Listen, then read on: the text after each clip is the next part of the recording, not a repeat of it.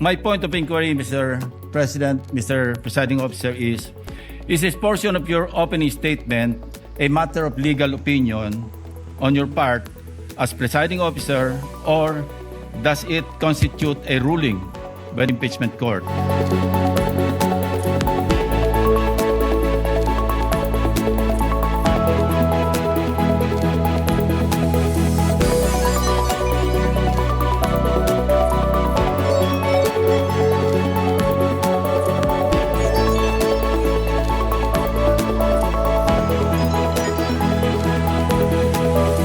On the first issue, the Constitution provides that no person shall be convicted without the concurrence of 2/3 of all the members of the Senate. With 24 members of the Senate, a literal interpretation of this means that conviction requires the affirmative vote of at least 16 senator judges.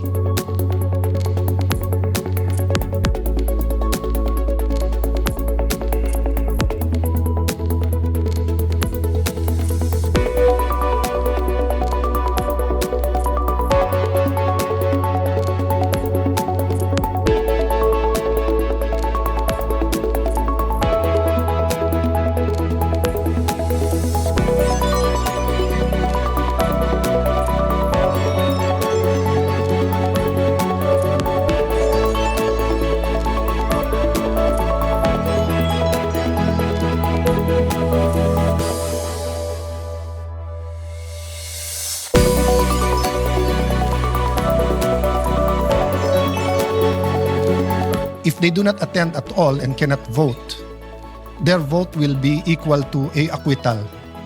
And as we said from the start, we want a fair and we want justice. We want a fair impeachment trial.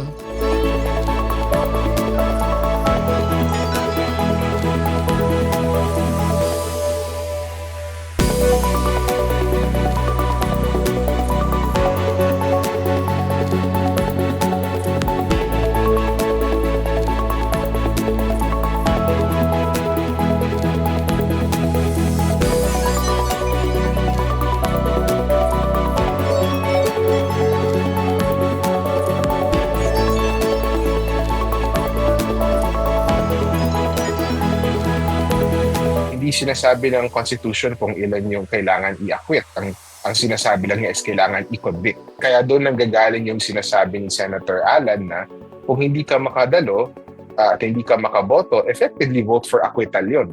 Kasi hindi ka naman makakaboto ng convict. Kung 16 yung vote, no? Kung 16 yung 2/3, and hindi makaka-attend yung ibang senators, any senator na hindi makadalo is effectively a vote for acquittal. Kasi ang required sa Constitution is 2/3 to convict.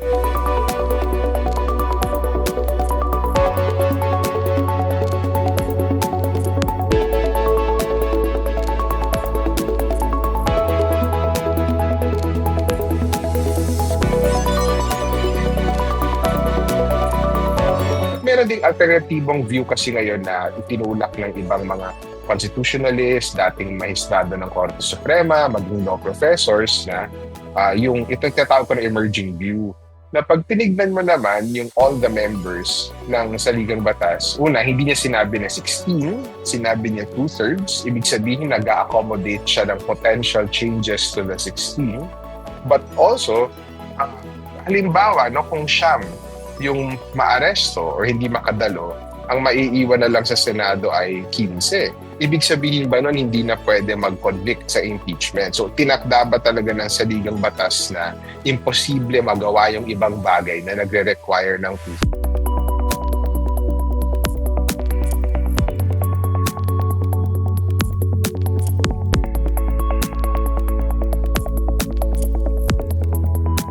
And should the Supreme Court, who possesses the sole authority to interpret the Constitution, by virtue of its power of judicial review, render a different ruling on this question other than what the chair has stated, this court and this representation shall faithfully abide by that ruling of the Supreme Court.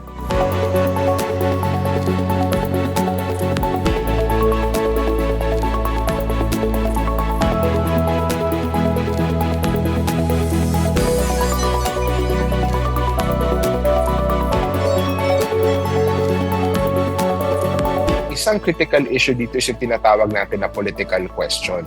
Mayroong mga bagay sa ating sistema na bagaman binigyan natin yung Korte Suprema ng kapangyarihan na mag-review ng mga pang-aabuso sa pamahalaan, ay hanggang ngayon hindi niya pinapakialaman bilang paggalang sa ibang sangay ng pamahalaan, as well as to ensure na hindi siya nahihila sa dumi ng politika.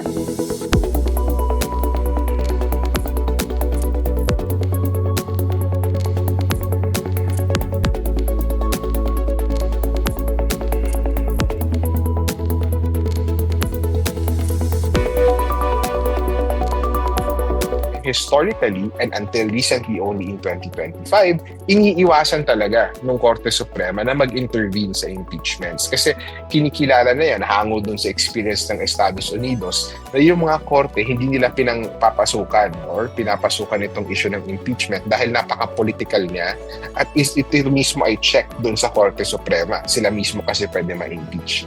So ayaw niya pakialaman yung rules na yan. So hindi pa natin alam kung ano yung attitude na kukunin ng korte pagdating ng kaso sa kanila.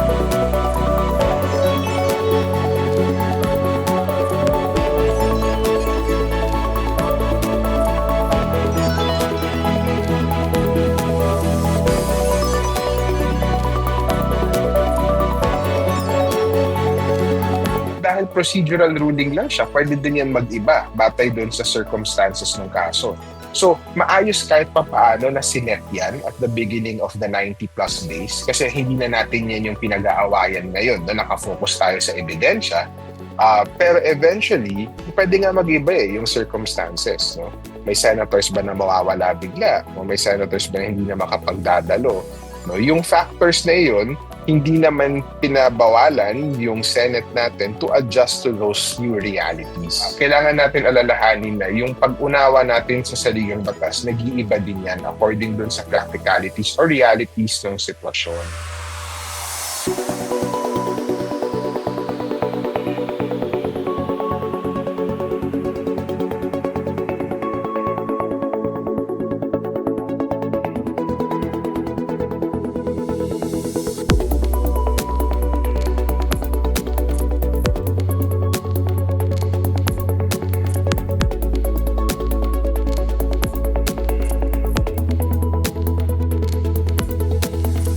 Ideally, no, lahat ng senators dapat makadalo doon sa impeachment trial kasi high constitutional function to eh. Pero kailangan din natin kilalanin no, na hindi naman unaccountable yung senators mismo. So kung may dahilan para mag-face sila or humarap sila ng criminal charges at may dahilan na hindi mo na sila mag-participate, so parang preventively suspended, kailangan natin balansehin yung tungkulin ng Senado at tungkulin ng bawat senador doon sa pananagutan naman nila sa mga batas kriminal natin.